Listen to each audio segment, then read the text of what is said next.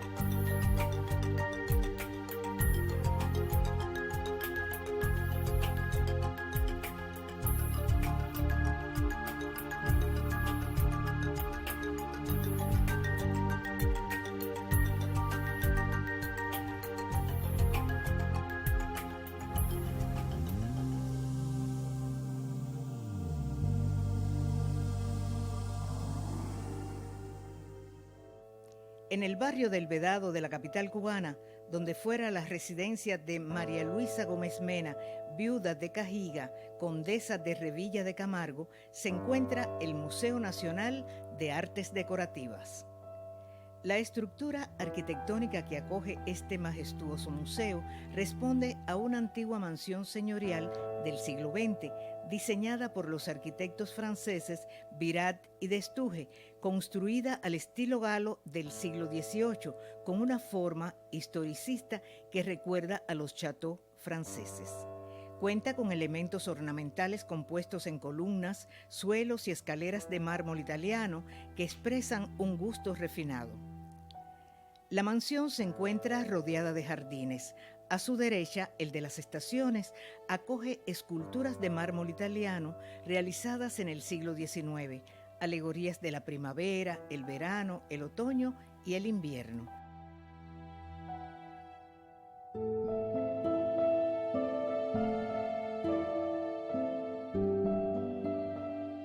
Mientras que en el flanco izquierdo está el jardín de noche, ambientado con esculturas de inspiración rococó y neoclásica.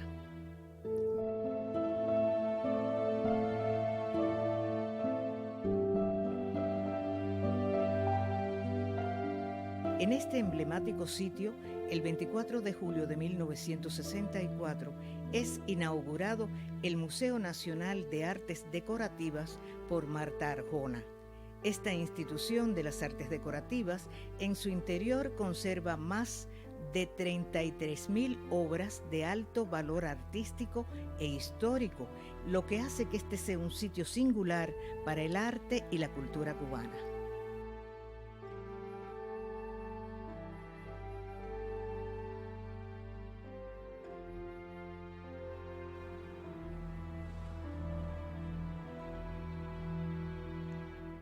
Las artes decorativas son objetos con un valor artístico y funcional. Pero para eso nos encontramos en el Museo Nacional de Artes Decorativas con su director, el máster Josvani Fornaris, quien nos guiará en este recorrido. Hola, gracias a ustedes por la invitación, gracias por venir hasta acá. Como bien decía, sí, las artes decorativas nosotros establecemos una diferencia un tanto conceptual entre las bellas artes, puesto que las bellas artes son el tipo de obras que están hechas cuya función está concebida solamente para su contemplación. En cambio, las artes decorativas, como vamos a ver a lo largo de todo el recorrido del museo, son objetos bellos, pero que también tienen un carácter funcional, o también nosotros nos referimos a ello como un carácter útil, además que, como ya hemos dicho, también bello. Vamos a comenzar entonces el recorrido. Siempre comenzamos dándole la bienvenida al público y siempre comenzamos desde aquí, desde el vestíbulo. En el vestíbulo destaca, en primer lugar, por esta maravillosa presencia de piezas de origen italiano, pero que, como podemos apreciar, tienen una notable referencia hacia el mundo turco-otomano. Son esculturas, pero que realmente el carácter funcional de ellas radica en el hecho de ser lámparas. Son de origen, como decía, italiano, del siglo XIX, y son piezas que están hechas en madera.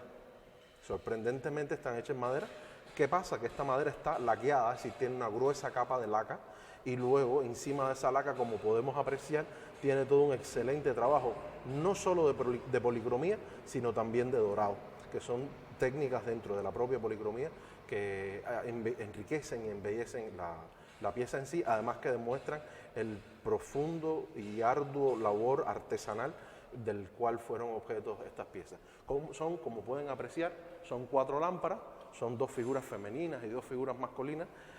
A ellas nos referimos por un término que viene desde aquellas épocas y que puede ser muy cuestionado a día de hoy, que es el término Black Moors, pero también podemos referirnos a ellas también como portaantorchas, porque si te das cuenta, sostienen como en el cuerpo de una serpiente una especie de antorcha que es la que albergaría la denominada lámpara. Estas 4 esculturas forman parte o juego junto con esta mesa de centro, conocida también como guéridon, y son términos franceses. Recordemos que las artes decorativas son dominadas principalmente por Francia durante los siglos XVIII, XIX, inicios del XX también, y por lo tanto mucha de la terminología que vamos a ir viendo a lo largo de todo el recorrido viene de Francia, aun cuando las piezas sean de otro origen, que no sea precisamente Francia o incluso europeo. Pero la particularidad de esta mesa es que tiene en la parte superior este excelente trabajo de mármoles, diferentes tipos de mármoles incrustados que logran este diseño policromado,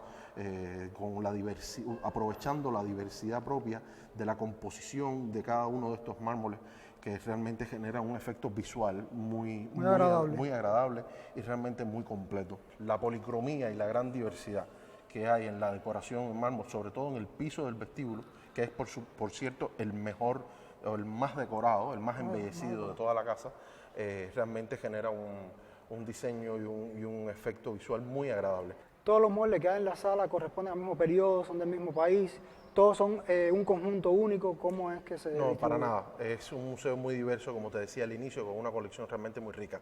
Y como habíamos visto hasta el momento, hemos estado viendo piezas de origen italiano del siglo XIX, pero también tenemos una excelente colección de muebles franceses del siglo XVIII.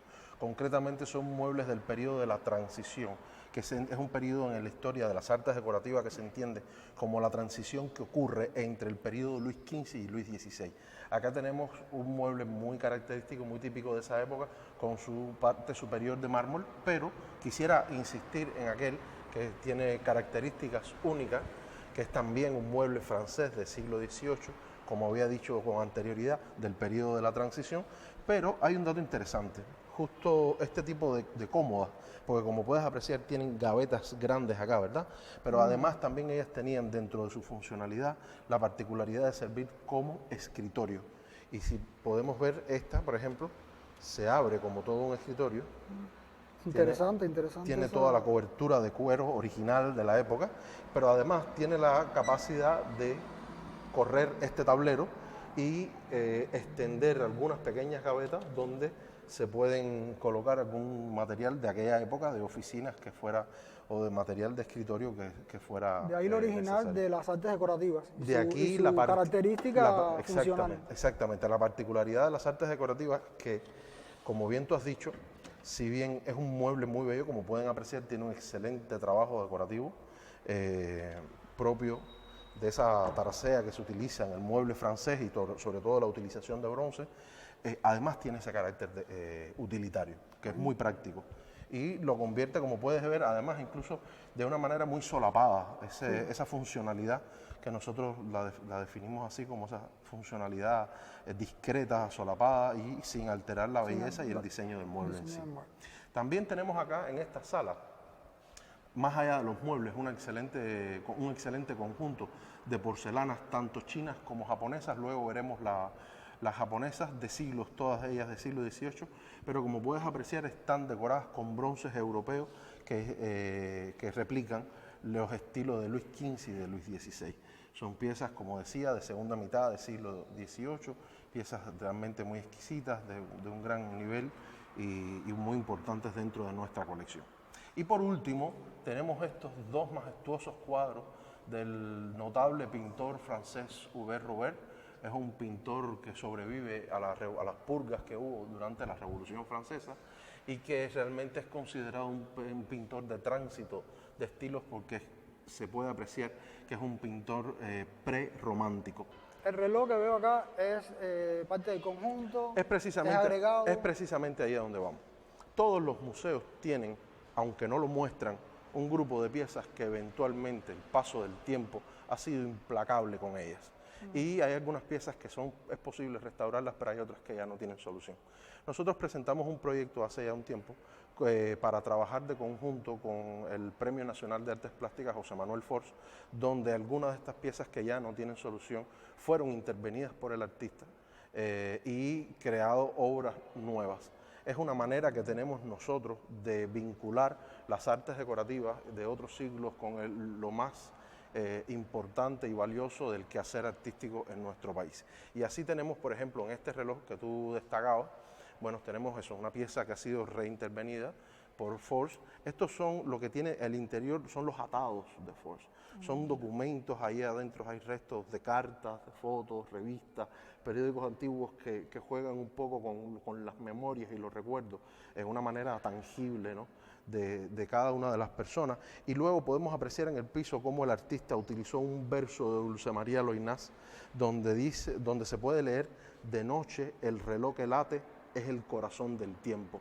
Y de ahí la reinterpretación de la obra. Es una obra que estuvo en exposición transitoria durante una exposición que hicimos con él, que se llamó Derrumbamientos, y bueno, hemos decidido dejarla de manera permanente y es una obra de este destacado artista de la plástica cubana. Realmente es una obra dentro de otra. Es una obra dentro de otra y es una reinterpretación del arte, de las artes decorativas por un artista contemporáneo y además cubano, que es lo más importante.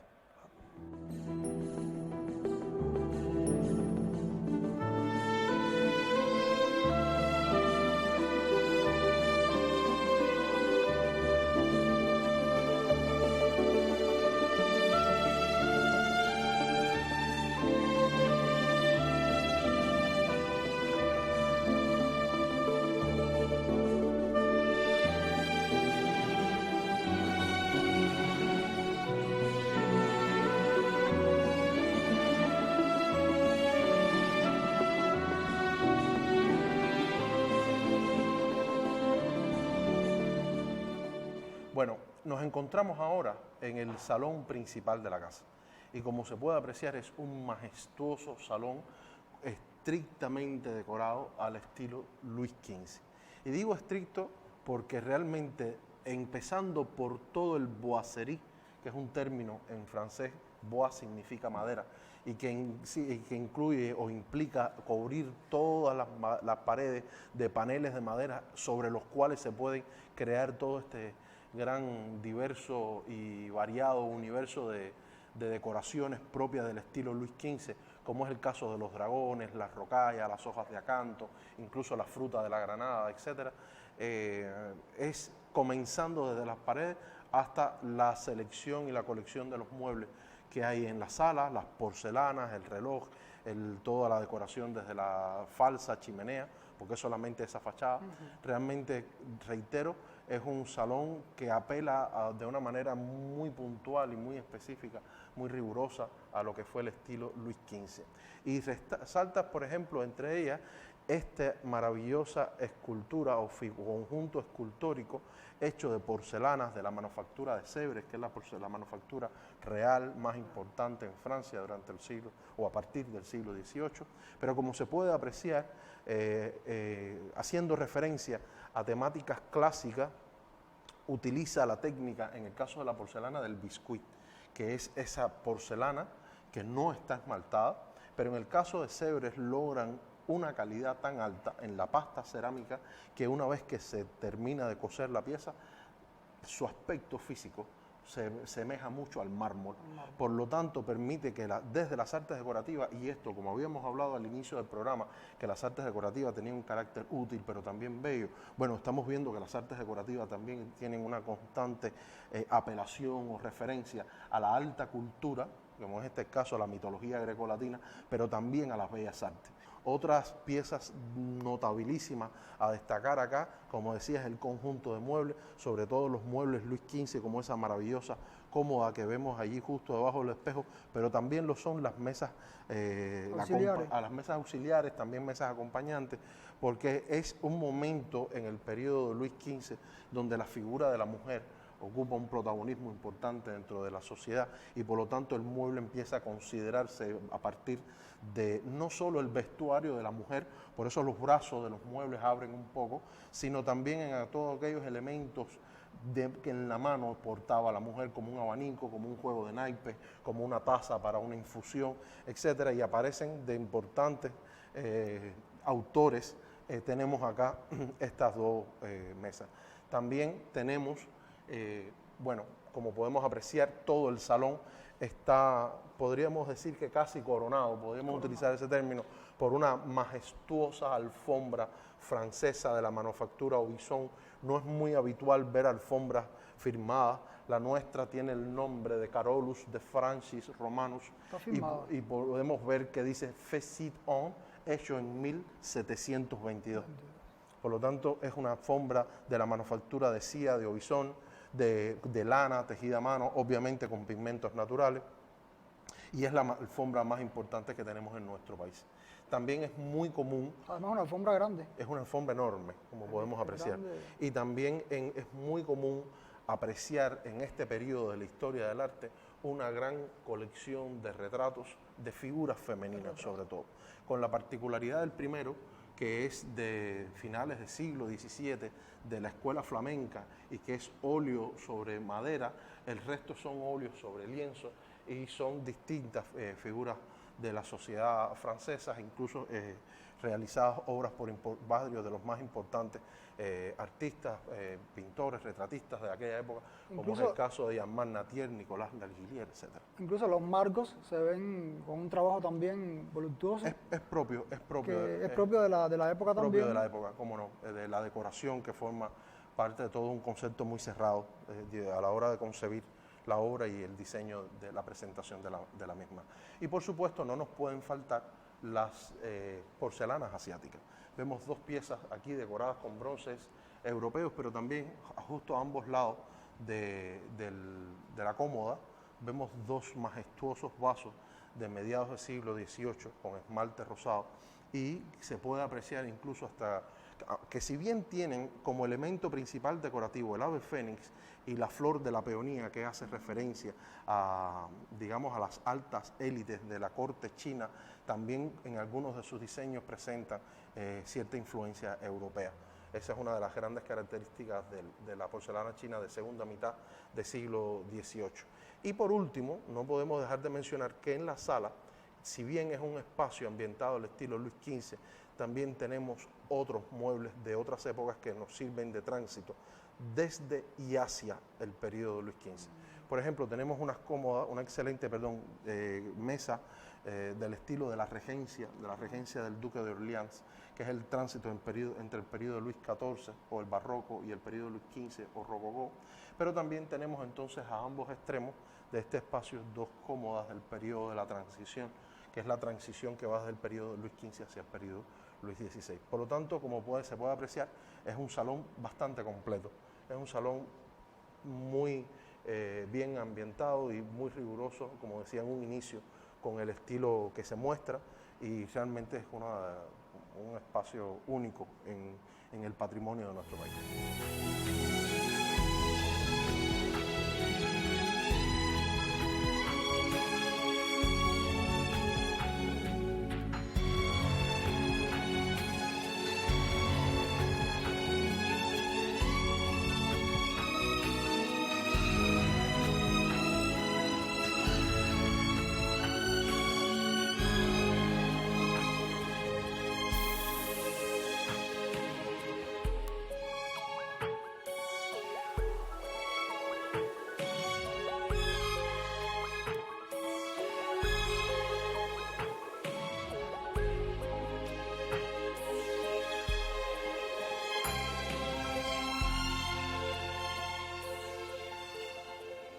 Por lo que veo, nos encontramos ahora en un comedor. Cómo no, estamos en el salón comedor de la casa o del museo. Es, como puedes apreciar, un salón majestuoso. Creo que como esa podríamos encontrar varias palabras porque realmente no hay algo similar en nuestro país en la arquitectura doméstica. Y como se puede apreciar, es un espacio que tiene todas sus paredes cubiertas de mármol, es un espacio ambientado a la regencia, al estilo de la regencia o la regencia del Duque de Orleans, que era el tránsito, como ya he dicho en otras ocasiones, entre el periodo de Luis XIV y el periodo Luis XV, es decir, un tránsito del barroco hacia el rococó. Hay muchas particularidades en este salón que lo convierten en un espacio sumamente interesante. En primer lugar, todos los materiales y elementos con los que se construyeron la casa fueron importados desde Europa, con la excepción de la caoba que se utilizó en las puertas, que en el caso del comedor es donde mejor se puede apreciar el trabajo en cualquiera de las 8 puertas que tenemos acá, que se puede apreciar el trabajo hecho. Concretamente, ¿qué sucedió? Se compró la caoba en Cuba, se envió a Francia, los maestros ebanistas franceses construyeron las puertas, las enviaron de regreso a Cuba y acá se ensamblaron y se montaron en su sitio. Y han estado ahí desde el año 1927. Recordemos que estamos en el 2024. Casi un siglo. Casi un siglo. Y entonces, como pueden apreciar, la caoba cubana es la reina de las maderas preciosas y ella misma muestra con su textura, con su color, con su brillo, una belleza realmente única. También tenemos, como podemos apreciar en la sala, la utilización y el empleo de muchos bronce mercuriado. El mercurio diluye el oro y ese mercurio, eso se convierte en una amalgama, se aplica sobre el bronce caliente, el mercurio evapora, impregna el oro en el bronce y crea el bronce mercuriado. Concretamente consiste en recubrir, a través de esa técnica, muy dañina por cierto, cubrir el bronce de oro y permite que 200 años después, como podamos ver, esos bronces estén en excelentes condiciones y no estén oxidados. Y entonces así tenemos no solo los bronces que decoran la parte superior de las puertas con escudos, con cornucopias, etcétera, sino también los escudos con alegorías a la caza y a la pesca que se encuentran en las 4 esquinas del salón. Y también tenemos este maravilloso reloj de pared de época, también trabajado con esta técnica. Entonces, en este sentido, también tenemos tapices nuevamente de la manufactura Aubusson, como habíamos visto la alfombra del salón principal de primera mitad del siglo XVIII, y como podemos apreciar, el comedor tiene una chimenea o una falsa chimenea y una fuente que fueron también traídas por la casa Janssen de París, que es quien decora todo el interior del inmueble. Otro elemento también sumamente interesante es tanto la mesa como las sillas que fueron hechas para el comedor, específicamente el caso de las sillas para Janssen, y en ese sentido, en este ambiente, en este espacio tan profusamente decorado, nosotros hemos convertido a lo largo de muchas décadas el comedor en una sala de exposiciones transitorias. Ahora bien, con la particularidad de que las exposiciones transitorias duran un año, que es mucho más de lo habitual. Por lo general, una exposición transitoria está entre los 2, 3, tal vez 4 meses. Nosotros lo que hacemos es que cada 18 de mayo, en saludo al Día Internacional de los Museos, cambiamos todo el montaje de la sala y principalmente, por supuesto, el servicio de mesa. Recientemente lo hicimos. María Luisa Gómez Mena, como era una persona que celebraba en este espacio grandes banquetes y recepciones, se convirtió en una gran coleccionista de vajillas, pero eventualmente, una vez fundado el museo, el Estado cubano también adquirió y compró otras vajillas. Por lo tanto, la colección de vajillas europeas y asiáticas, principalmente de los siglos XVIII, XIX y XX, que tenemos en el museo, realmente es muy interesante y muy diversa. Por lo tanto, en este caso, yo estoy exhibiendo a partir del 18 de mayo esta vajilla que se conoce típicamente como la vajilla del Negrillón, por ese personaje tan típico que tiene en el centro de su decoración. Pero lo cierto es que es la heráldica de la familia Paravicini di Capelli, una familia de origen italiano que, establecida desde el siglo XVII en Holanda, ocuparon importantes cargos dentro de la vida militar y política en Holanda durante el siglo XVIII. Por lo tanto, ellos en algún momento encomendaron a producir su vajilla. Tiene la peculiaridad que un grupo de piezas fueron producidas en China, mientras que otras fueron producidas en Japón, pero todas en el siglo XVIII, y eventualmente, después de la Segunda Guerra Mundial, María Luisa Gómez Mena adquiere la vajilla y la trae a Cuba y ha estado aquí desde esa época. Y entonces, como se puede apreciar, la mesa está montada al estilo francés, tiene las soperas al centro y también entonces la acompañan bandejas, salseras, cremeras, distintos tipos de platos. El juego de copas también es de la colección María Luisa Gómez Mena. Allí podemos apreciar en aquella mesa el juego de taza propio de la vajilla, pero para nosotros también tiene una tremenda importancia la cubertería.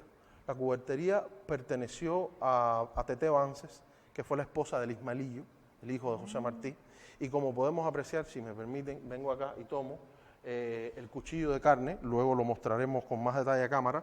El cuchillo de carne tiene en la cartela central la J sobre la M de José Martí. Y entonces también se convierten en piezas muy importantes y muy valiosas una reliquia para nosotros, cómo no, sobre todo para nosotros los cubanos.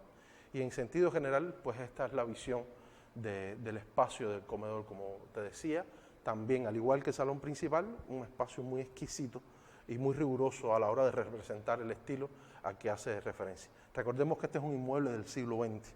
Recordemos que este es un inmueble enmarcado en los primeros, es decir, que se construye en los años 20 y por lo tanto está enmarcado en el periodo del eclecticismo. Por eso es que al interior del inmueble vamos a ir viendo espacios de distintas épocas y de distintos periodos históricos, y ese es el valor patrimonial que tiene.